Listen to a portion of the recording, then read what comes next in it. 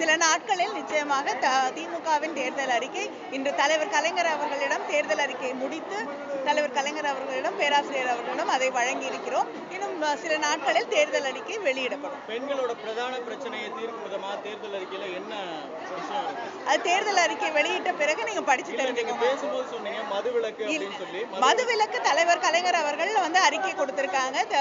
அது நிச்சயமாக திமுகவோட தேர்தல் அறிக்கையில இடம்பெறக்கூடிய மிக முக்கியமான ஒன்று மதுவிலக்கு என்பது.